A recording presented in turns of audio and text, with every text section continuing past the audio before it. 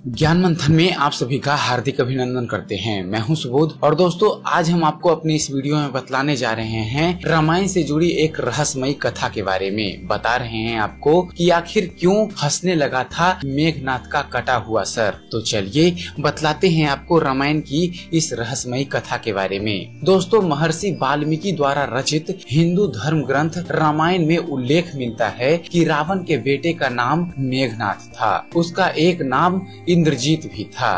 दोनों नाम उसकी बहादुरी के लिए दिए गए थे। दरअसल दोस्तों मेघनाथ इंद्र पर जीत हासिल करने के बाद इंद्रजीत कहलाया और मेघनाथ नाम मेघों के आड़ में युद्ध करने के कारण पड़ा। इसमें कोई दो राय नहीं दोस्तों कि वह एक वीर राक्षस योद्धा था। मेघनाथ श्री राम और लक्ष्मण को मारना चाहता था। एक युद्ध के दौरान उसने सारे प्रयत्न किए लेकिन वह विफल रहा। इसी युद्ध में लक्ष्मण के घातक बाणों से मेघनाथ मारा गया। लक्ष्मण जी ने मेघनाथ का सिर उसके शरीर से अलग कर दिया। उसका सिर श्री राम के आगे रखा गया। उसे वानर और रीछ देखने लगे। तब प्रभु श्री राम ने कहा इसके सिर को संभाल कर रखो। दरअसल प्रभु श्री राम मेघनाथ की मृत्यु की सूचना मेघनाथ की पत्नी सुलोचना को देना चाहते थे। उन्होंने मेघनाथ की एक भुजा को बाण के द्वारा मेघनाथ के महल में पहुंचा दिया। वह भुजा जब मेघनाथ की पत्नी सुलोचना ने देखी तो उसे विश्वास नहीं हुआ कि उसके पति की मृत्यु हो चुकी है। तो उसने भुजा से कहा कि अगर तुम वास्तव में मेघनाथ की भुजा हो तो मेरी दुविधा को लिखकर दूर करो। दोस्तों सुलोचना का इतना कहते ही भुजा हरकत करने लगा। तब एक सेविका ने उस भुजा को खड़िया लाकर हाथ में रख दी। उस कटे हुए हाथ ने आंगन में लक्ष्मण जी के प्रशंसा के शब्द लिख दिए। तब सुलोचना को विश्वास हो गया कि युद्ध में उसका पति मारा गया है। सुलोचना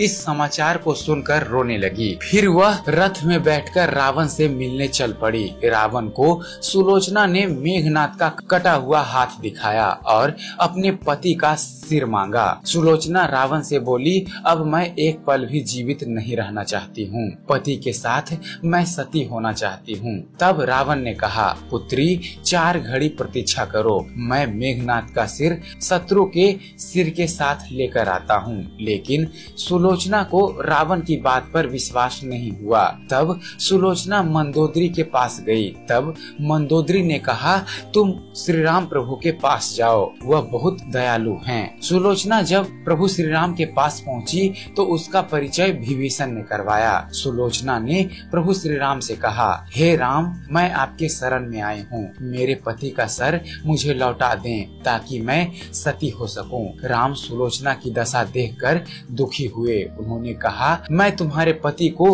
अभी जीवित कर देता हूँ। इस बीच सुलोचना ने अपनी आप बीती प्रभु श्री राम को सुनाई। सुलोचना ने कहा मैं नहीं चाहती कि मेरे पति जीवित होकर संसार के कष्टों को भोगे। मेरे लिए यह सौभाग्य की बात है कि मुझे आपके दर्शन हो गए। मेरा जन्म सार्थक हो गया। अब जीवित रहने की मेरी कोई भी इच्छा नहीं है। राम के कहने पर सुग्रीव मेघनाथ का सर ले आए। लेकिन उनके मन में यह आशंका थी मेघनाथ के कटे हाथ ने लक्ष्मण का गुणगान कैसे किया।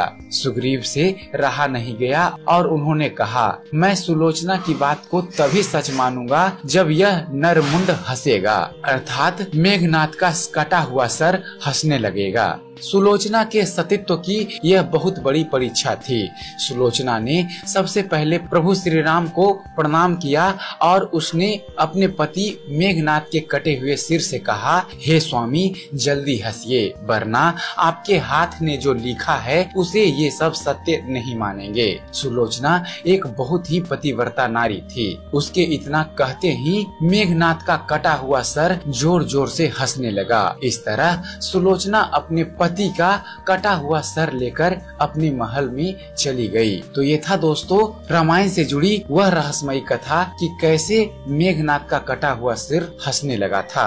और दोस्तों चलते चलते एक ज्ञान की बात। दोस्तों भगवान ने आंखें कितनी अजीब बनाई है। जब यह उठती है तो दुआ बन जाती है, जब यह झुकती है तो हया बन जाती है, उठ के झुकती है तो अदा बन जाती है, झुक के उठती है तो खता बन जाती है। जाती है।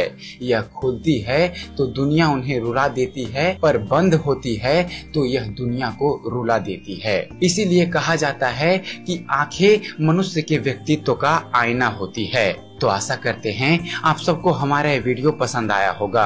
अगर आपको इस चैनल पर दी गई जानकारी पसंद आती है तो आप हमारे इस चैनल ज्ञान मंथन को सब्सक्राइब करना ना भूलें। हमारे इस चैनल को सब्सक्राइब कीजिए और हम आपके लिए ऐसे ही धर्म और इतिहास से जुड़े हुए वीडियो लाते रहेंगे। तो बने रहिए हमारे इस चैनल ज्ञान मंथन के साथ और देखते रहिए, जानते रहिए। धन्यवाद। जय हिंद।